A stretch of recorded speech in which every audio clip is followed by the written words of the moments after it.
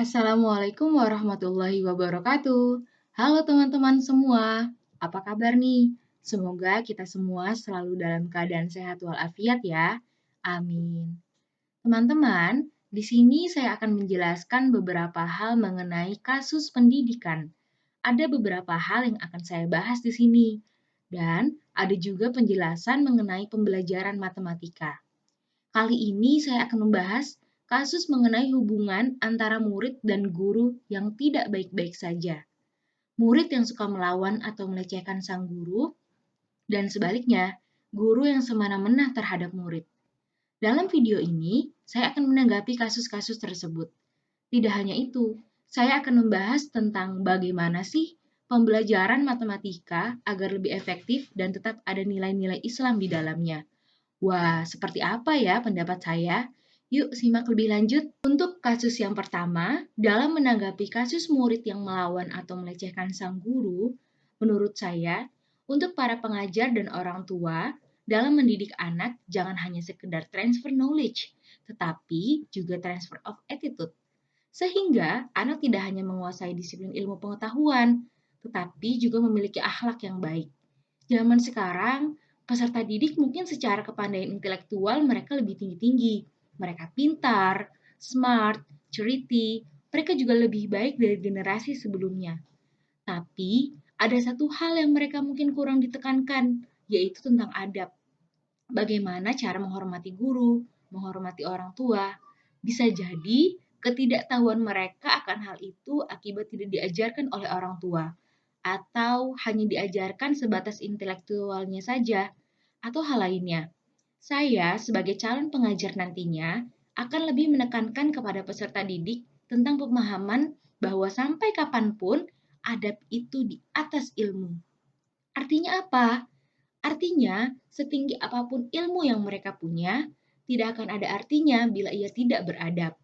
Saya pun meminta bantuan kepada orang tua agar menyeimbangkan pendidikan yang tidak hanya sebatas intelektual semata, melainkan dilengkapi pendidikan adab dan moral serta pemberian contoh yang baik tentunya. Perlu diketahui bahwa ini menjadi suatu warning bagi orang tua, di mana dalam mengajarkan anak tidak cukup pada kepandaian saja, tetapi juga ditekankan pada anak bagaimana bisa menghargai dan menghormati orang yang lebih tua. Nah, untuk kasus yang kedua, dalam menanggapi kasus guru memukul murid. Menurut saya, peristiwa tersebut tidak akan terjadi jika setiap guru menyadari tugas pokok dan fungsi tupoksi yang diamanatkan Undang-Undang Nomor 20 Tahun 2003 tentang Sisdiknas. Untuk mencapai target penyelenggaraan pendidikan yang baik, guru dituntut memiliki kualifikasi sesuai dengan standar yang telah ditetapkan pemerintah. Ini berdasarkan amanat Permendiknas nomor 16 tahun 2007 tentang standar kualifikasi akademik dan kompetensi guru. Guru harus menguasai pedagogi, profesionalisme, kepribadian, dan sosial pendidik yang baik sesuai amanat Permendiknas. Anak-anak dalam perkembangan kepribadiannya cenderung melihat contoh dari orang lain. Karena itu, sang guru sebaiknya tidak memberikan contoh tidak baik yang berpotensi akan ditiru oleh siswanya. Perbuatan tidak baik, terlebih kekerasan yang dipraktikkan oleh guru, bukan tidak mungkin akan dicontoh oleh siswanya dan berdampak pada pembentukan kepribadiannya. Nah, setelah mendengar pendapat saya mengenai dua kasus tersebut, kira-kira dari teman-teman ada nggak nih yang punya pendapat lain? Kalau ada, komen ya di bawah ini.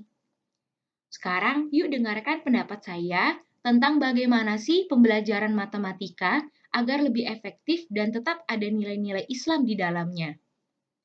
Dalam melakukan pembelajaran matematika agar lebih efektif dan terdapat nilai Islami, cara belajar kooperatiflah menurut saya yang paling tepat.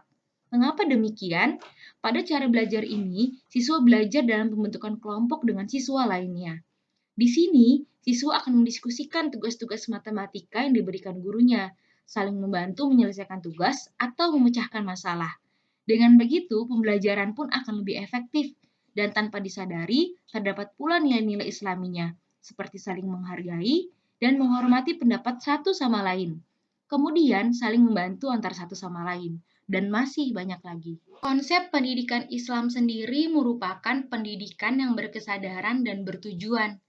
Allah telah menyusun landasan pendidikan yang jelas bagi seluruh manusia melalui syariat Islam.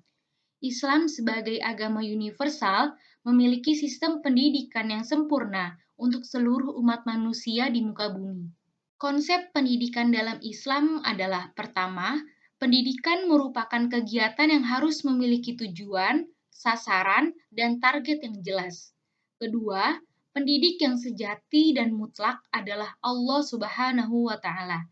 Dialah pencipta fitrah, pemberi bakat, pembuat berbagai sunnah, perkembangan, peningkatan, dan interaksi fitrah sebagaimana Dia pun mensyariatkan aturan guna mewujudkan kesempurnaan, kemaslahatan, dan kebahagiaan fitrah tersebut.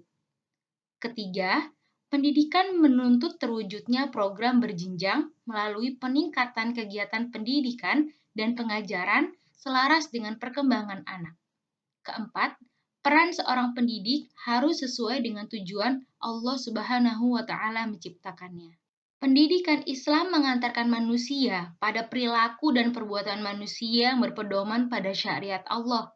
Tiga bentuk pendidikan yang dapat membawa pada tujuan tersebut ialah pendidikan individu yang membawa manusia pada keimanan dan ketundukan kepada syariat Allah Subhanahu wa Ta'ala. Pendidikan diri yang membawa manusia pada amal soleh dalam menjalani hidupnya sehari-hari. Dan pendidikan masyarakat yang membawa manusia pada sikap saling mengingatkan dalam kebenaran yang terdapat dalam surat Al-Asr ayat 1-3. Baiklah teman-teman, berikut tadi penjelasan saya mengenai kasus-kasus pendidikan, pembelajaran matematika, dan konsep pendidikan dalam Islam. Semoga bermanfaat. Terima kasih. Wassalamualaikum warahmatullahi wabarakatuh.